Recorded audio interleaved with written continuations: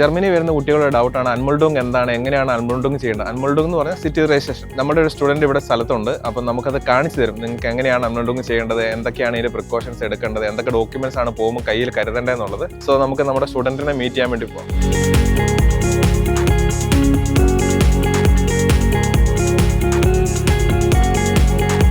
ജെയിൻ, നമ്മുടെ നാട്ടിൽ നിന്ന് വരുന്ന കുട്ടികളുടെ ഡൗട്ടാണ് സിറ്റി രജിസ്ട്രേഷൻ എന്താണ്, അല്ലെങ്കിൽ അൻമുൾഡുങ് എന്താണെന്നുള്ളൊരു കാര്യത്തിൽ.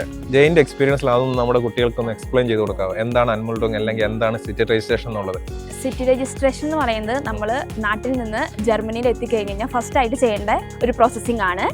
സിറ്റി രജിസ്ട്രേഷൻ നമ്മൾ ഇവിടെ വന്നിട്ട് വിത്തിൻ 14 days ആണ് അവർ പറയുന്നത് എടുക്കണമെന്ന്. 14 ദിവസത്തിനുള്ളിൽ.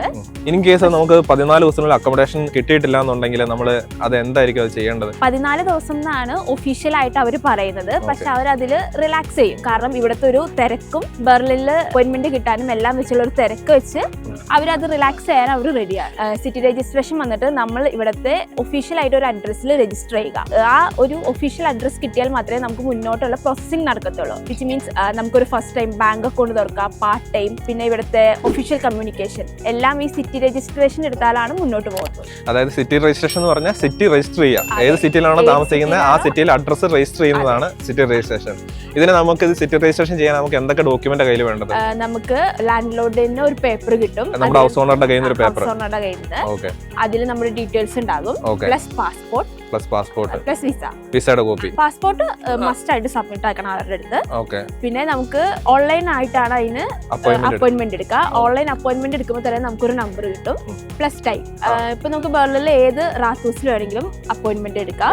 അതിന് ഇപ്പൊ നമ്മൾ താമസിക്കുന്ന സ്ഥലം അങ്ങനെയൊന്നുമില്ല, ഏത് റീജിയനിൽ വേണമെങ്കിൽ എടുക്കാം. അതിൽ കറക്റ്റ് സമയത്ത് നമ്മൾ അവിടെ ചെല്ലുമ്പോൾ നമുക്ക് ഈ അപ്പോയിന്റ്മെന്റിന്റെ കൂടെ ഒരു നമ്പർ കിട്ടിയിട്ടുണ്ടാവും. അത് അവിടെ സ്ക്രീനിൽ കാണിക്കും. ആ ടൈം ആകുമ്പോൾ ഡോക്യുമെന്റ്സ് സബ്മിഷൻ ചെയ്യുക, സിറ്റി രജിസ്റ്റർ ചെയ്യുക. അത്രേ ഉള്ളൂ. സിമ്പിൾ ആയിട്ടുള്ള കാര്യമാണ്. എനിക്ക് തോന്നുന്നു ഈ ഒരു പ്രോസസ് മാക്സിമം ഒരു 15 മിനിറ്റിനുള്ളിൽ തന്നെ 15 മിനിറ്റിനുള്ളിൽ തന്നെ ക്ലിയർ ചെയ്യുന്ന ഒരു പ്രോസസ്സാണ്. അതായത് ഈ സിറ്റി രജിസ്ട്രേഷൻ എന്ന് പറയുന്നത് ഇംഗ്ലീഷ് വേർഡും അതിന്റെ ജർമ്മൻ വേർഡാണ് അൻമുൾഡുങ് എന്ന് പറയുന്നത്, രജിസ്ട്രേഷൻ എന്ന് പറയുന്നത്. ശരിക്കും നമ്മൾ ജർമ്മനിയിൽ വന്ന് ഇറങ്ങിയ രേഖ ഗവൺമെന്റിന്റെ കയ്യിലുണ്ട്. പക്ഷേ ഇതൊരു ഷെങ്കൻ കൺട്രി ആയതുകൊണ്ട് നമ്മൾ മറ്റുള്ള രാജ്യത്തേക്ക് പോയോ ഇല്ലയോ എന്നുള്ളത് ഗവൺമെന്റിന് അറിയത്തില്ല. അപ്പൊ അതുകൊണ്ടാണ് അവർ ഈ ഒരു സിസ്റ്റം ഇംപ്ലിമെന്റേഷൻ ചെയ്തിരിക്കുന്നത്. നമ്മൾ ഏത് സിറ്റിയിലാണ്, ഇപ്പൊ ബെർലിനുള്ളവരാണെങ്കിൽ ബെർലിൻ എന്ന സിറ്റിയിലെ നിയർ ബൈ ആയിട്ടുള്ള റാത്തോസ് അല്ലെ, റാത്തോസിൽ രജിസ്റ്റർ ചെയ്യുക. അല്ലെങ്കിൽ നമ്മളിപ്പോൾ ന്യൂറംബർഗോ ഹാംബുർഗോ സ്റ്റുട്ട്ഗാർട്ടോ നമ്മൾ ഏത് സിറ്റിയിലാണോ അതാത് സിറ്റികളിൽ നമ്മൾ രജിസ്റ്റർ ചെയ്തിരിക്കണം. അപ്പൊ അത് ചെയ്തെങ്കിൽ മാത്രമാണ് നമുക്ക് നമ്മുടെ ബാങ്ക് അക്കൗണ്ട് ഓപ്പൺ ആക്കാൻ പറ്റത്തുള്ളൂ. ബാങ്ക് അക്കൗണ്ട് ഓപ്പൺ ആക്കുക, അത് കഴിഞ്ഞിട്ടാണ് നമുക്ക് ബാലൻസ് പ്രോസസ്സിംഗിലേക്ക് പോകാൻ പറ്റത്തുള്ളൂ. മാത്രമല്ല നമുക്ക് ഇന്ത്യയിൽ നിന്ന് തരുന്ന വിസയുടെ ഡ്യൂറേഷൻ 6 months, ചില ടൈമിൽ അവർ 1 year കൊടുക്കുന്നുണ്ട്. അപ്പൊ അത് കഴിഞ്ഞ് റിന്യൂവൽ വേണമെങ്കിൽ നമ്മൾ സിറ്റി രജിസ്ട്രേഷൻ ഉണ്ടെങ്കിൽ മാത്രമേ നമുക്ക് അത് റിന്യൂ ചെയ്യാൻ പറ്റത്തുള്ളൂ. സോ ജെയിൻ, നമ്മുടെ സ്റ്റുഡൻസിന് വേണ്ടിയിട്ട് ഇത് എവിടെയാണ് ഇത് വരുന്നത്, എങ്ങനെയാണെന്നുള്ളതൊന്ന് കാണിച്ചു തരാൻ പറ്റും? ഓക്കെ.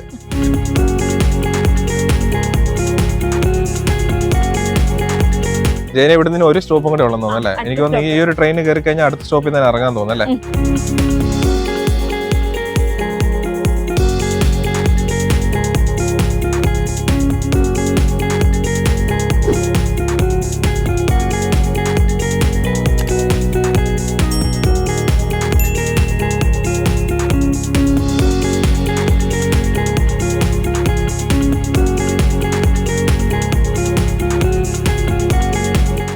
ഡയറക്ഷൻ ഇട്ടിട്ടുണ്ടല്ലേ, ഗവൺമെന്റിന്റെ ഓഫീസ് ആയതുകൊണ്ടാണ് തോന്നുന്നു. റാത്തോസ് മീറ്റ് എന്ന് പറഞ്ഞിട്ട്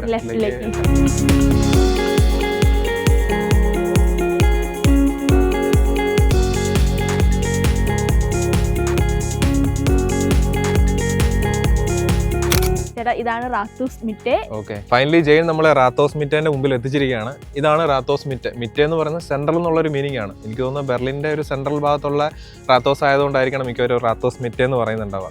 നമ്മുടെ സിറ്റി രജിസ്ട്രേഷൻ അല്ലെങ്കിൽ അൻമുൾഡുങ് എന്ന് പറഞ്ഞ പ്രോസസ്സ് നമ്മൾ ചെയ്യേണ്ട സ്ഥലം ഇവിടെയാണ്. നമ്മൾ അപ്പോയിന്റ്മെന്റ് എടുത്തതിന്റെ അടിസ്ഥാനത്തിൽ ഇവിടെയാണ് നമ്മൾ വരേണ്ടത് അൻമുൾഡുങ് ചെയ്യാൻ വേണ്ടിയിട്ട്. ഇവിടെ വന്നതിന് ശേഷം നമ്മൾ അകത്ത് കയറുവാണെങ്കിൽ മോണിറ്ററിൽ നമുക്ക് കിട്ടിയിരിക്കുന്ന നമ്പർ ഡിസ്പ്ലേ ചെയ്തിട്ടുണ്ടാവും. ആ നമ്പറിന്റെ അടിസ്ഥാനത്തിൽ നമ്മൾ അകത്തേക്ക് കയറുക.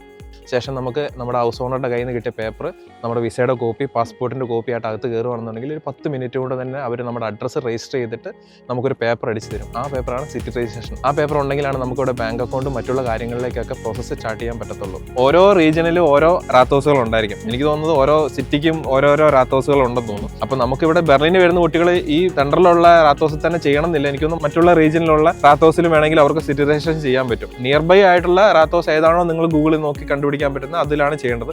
സോ ജെയിന് ഒത്തിരി നന്ദിയുണ്ട് ഞങ്ങളുടെ സ്റ്റുഡൻസിന് വേണ്ടിയിട്ട് ഈ ഇൻഫർമേഷൻ പാസ് ചെയ്യാൻ വേണ്ടി ഹെൽപ്പ് ചെയ്തതിന്. Okay, thank you so much.